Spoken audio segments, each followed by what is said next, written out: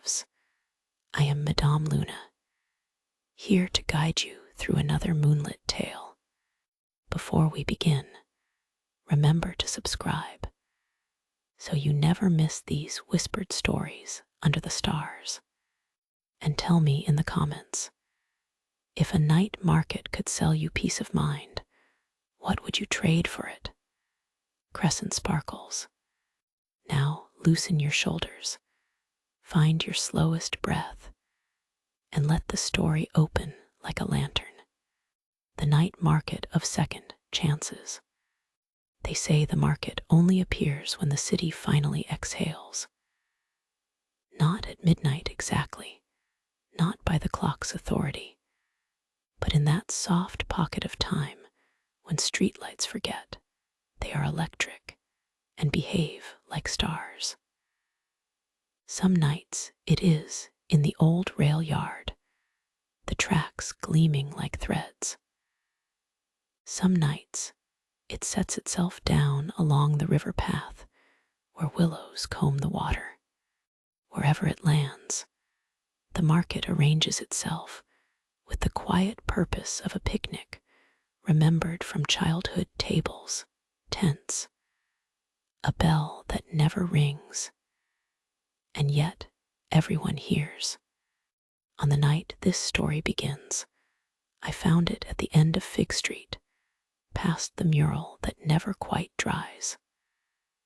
A sign leaned against a lamppost, Night Market of Second Chances. Beneath that, in smaller hand, nothing is free, nothing is lost forever. The handwriting was friendly. The lamp hummed a note that might have been E-flat. Vendors set up without hurry. A woman in a velvet coat arranged teacups that seemed to warm the air from within. A man in suspenders polished jars labeled with verbs begin, rest, try again, call, listen. A pair of grandparents laid out knitted scarves that looked like sunsets. When you picked one up, a far-off orchestra tuned itself and then chose not to play. The rules hung on a ribbon strung between two poles. No bargaining. No stealing back what you gave. Trades must leave both parties lighter than they arrived. I read them twice, like a child reading a swimming pool sign before stepping into water that remembers its depth. I passed a stall where a younger version of myself might have spent all her coins, a table of keys with no labels. Their teeth gleamed in moonlight, promising impossible doors.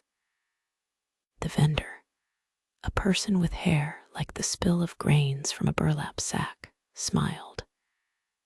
They open what you're ready to open, they said. What are you ready to open? I said I wasn't sure. Then take your time. Keys prefer patience. Next came the apology tent. No one stood behind the counter. Inside, a bowl sat on a pedestal. A note said, "Whisper it here. The tent will deliver." People leaned in like flowers toward light and left as if a small stone had shifted in their shoe and finally found a place to rest. At the still point of the market, a clockmaker sold hours. Not more time, no one pretended that. These were hours rescued from waste, an hour you once spent scrolling yourself numb, an hour you gave to a party you didn't want, an hour lost to lines and hold music and sighs. He kept them in tins that smelled faintly of citrus. Use wisely, he told a woman with tired hands. And don't forget to take the lid off. Children ran without the urgency of day. They hopped from shadow to shadow, declaring lava wherever the streetlight didn't reach. A boy with a missing front tooth traded a marble for a small promise that he would find it again when he needed it more. A girl traded the fear of swimming for a whistle that only blew when a grown-up was watching. Some stalls sold food that tasted like memory, warm bread that reminded you of being 8, soup that tasted of being welcomed home, a tea that knew how to talk to your shoulders. I took a cup of the last and felt the night set itself gently on my collarbones. The vendor wiped a non-existent spill from the table. "You look like someone deciding," he said. I laughed. "Aren't we all?" At a corner where the pavement dipped, a musician played a glass harmonica. The sound was the color of frost on window panes.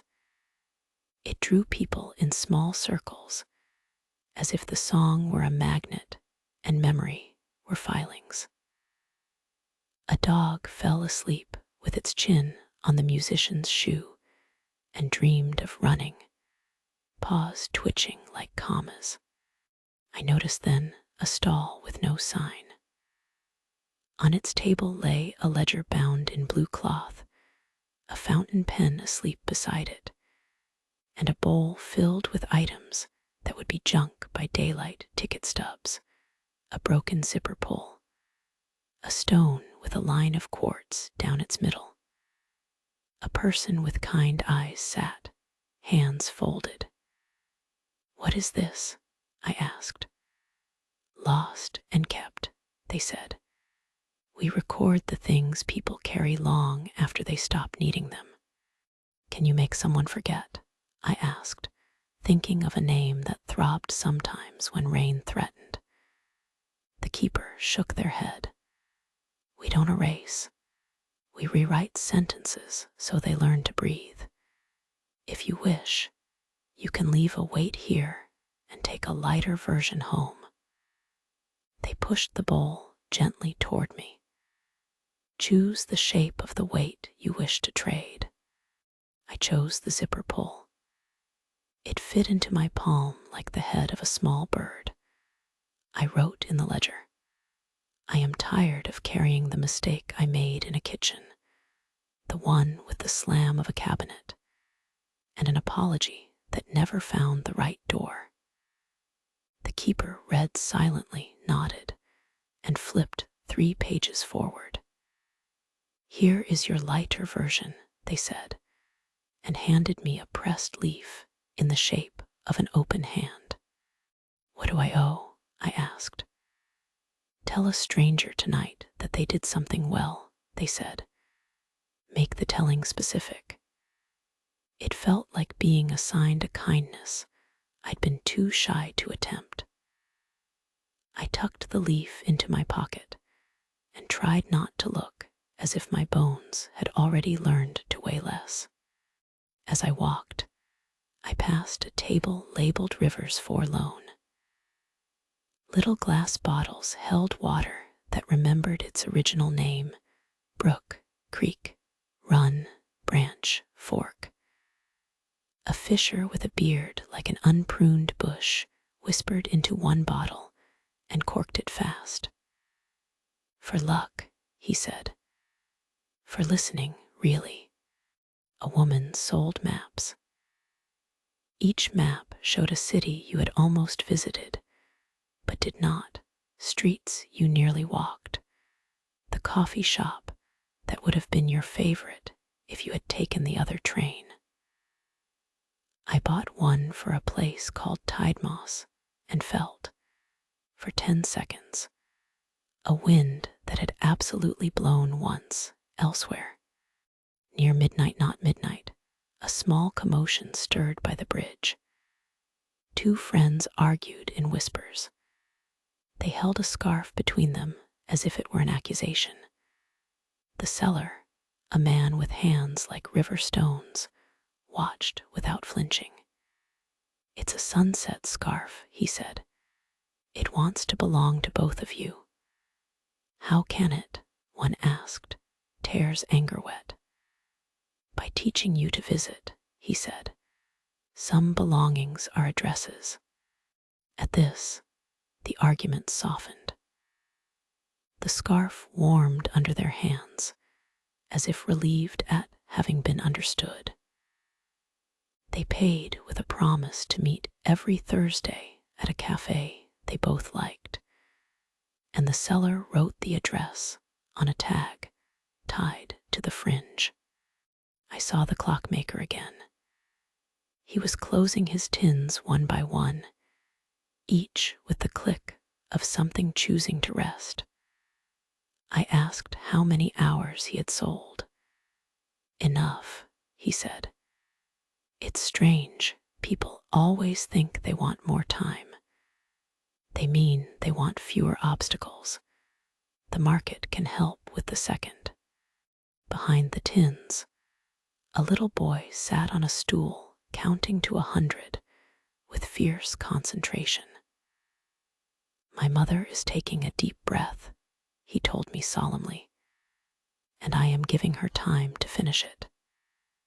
He reached 99 and began again, delighted to discover numbers were a circle if you were patient. At the river's edge, where the market thinned out into moonlight, a woman wearing a coat of pockets sold goodbyes. They were not dramatic. Some were soft and meant for small things, goodbye. Summer sandals, goodbye. Office key that no longer fits any door I own. Some were for heavier fare, goodbye.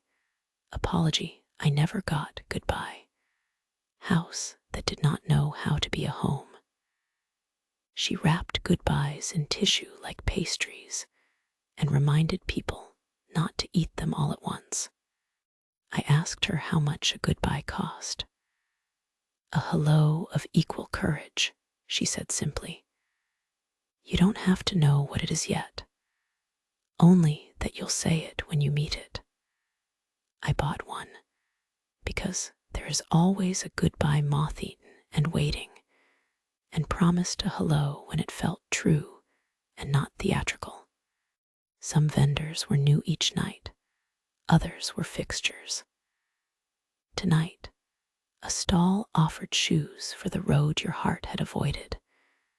They were not fashionable. They were sturdy, made of something that had already forgiven you for your blisters. I touched a pair and felt a town road I had not walked in years unspool behind my ribs. Near the end of Fig Street, a woman read letters aloud to a small audience. None of them contained secrets. They were recipes, to-do lists, invitations written and never sent. Her voice made everything sound like the beginning of a lullaby. When she finished, she stamped each letter with the date and tucked it into a mailbox shaped like a house that knew the difference between shelter and silence. A wind picked up, not a warning, more like a suggestion. The lamps trembled in agreement. Vendors traded looks and began their closing ballet. The glass harmonica sighed its last note. The apology bowl glowed once, as if thanking the night for its share.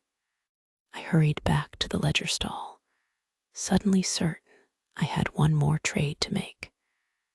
The keeper looked up before I spoke. "You remembered," they said.